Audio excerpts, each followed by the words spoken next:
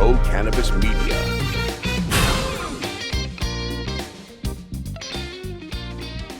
Hi everyone, welcome to another edition of News Dabs. I'm Jimmy Young reporting for the Pro Cannabis Media Group and ProCannabisMedia.com. We look for the most interesting stories in the emerging cannabis industry in Massachusetts and around this country and the world.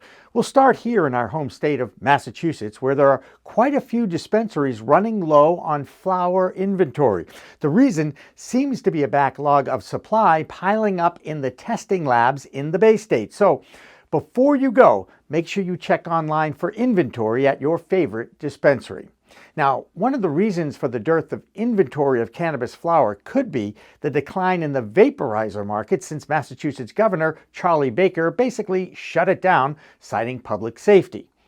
At this weekend's New England Cannabis Convention in Portland, Maine, there were still plenty of vape companies displaying their products, which are still available for purchase by medical patients in Maine.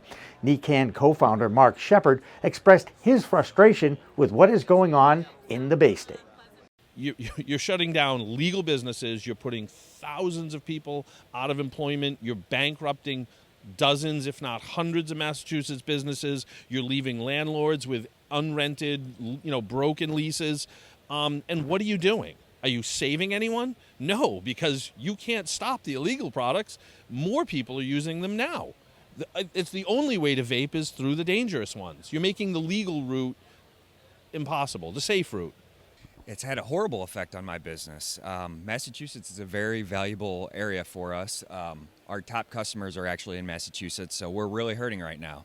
Luckily, we have some customers outside of Massachusetts, so we're able to stay afloat right now.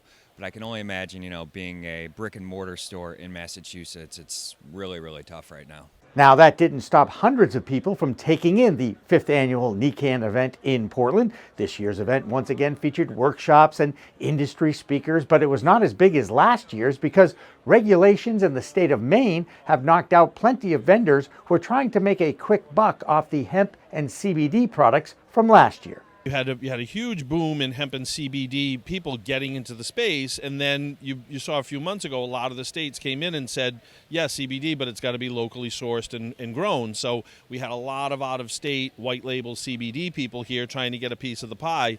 They're actually cut out of the pie now, so they didn't come back. So we do have, we've got 100 plus booths here. I think we have about 125, which is a good number. We were shocked last year when we almost had 200 booths here, which was crazy. What's really crazy is what's going on in the non-regulated market, especially in California, where 2 of the now 16 deaths have occurred. From my understanding, you can go to places like in Venice Beach in California, and they have pop-up shops that are just selling these black market cartridges all over the place. It's a real problem. Our position is we suggest everybody get into the regulated market because everybody knows what's in the cartridges in the regulated market. They're tested. The dispensaries are very responsible about it. You get what you pay for. So there's cartridges that are 88 cents. Ones like this that are heavy metals tested, you're going to pay a couple of dollars. Some of them are $3.20. It's like with anything. You get what you pay for. You need to make sure you know where it's coming from. You need to test everything you get.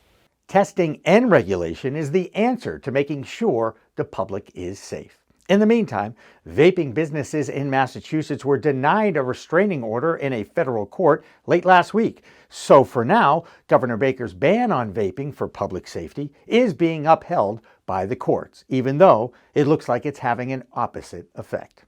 Speaking of opposite effects, many prohibitionists and our elected political leaders always state their concerns about the adult use of cannabis and its effect on young people. Well, the CDC just released a study of youths in Washington state that shows adolescent use of cannabis continues to decrease in legal markets. The study was part of a weekly report of a study by the CDC that concluded over the past 6 years. Following 2012 legalization of retail marijuana sale to adults in Washington, past 30-day marijuana use decreased or remained stable through 2016 among King County students in grades 6, 8, 10, and 12. This is the same result and conclusion of a similar report out of Colorado over the past 6 years.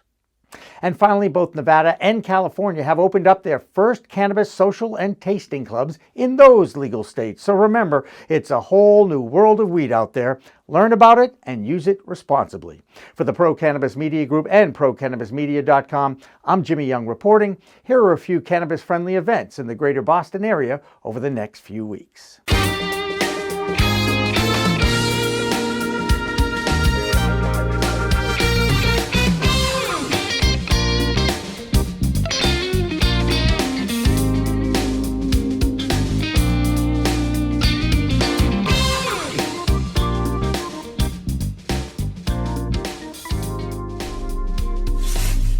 We are Pro Cannabis Media. News Dabs is a weekly production of the Pro Cannabis Media Group. It is supported by Alternative Compassion Services in Bridgewater, Massachusetts. ACS is a leading provider of medicinal cannabis at 693 Elm Street in Bridgewater.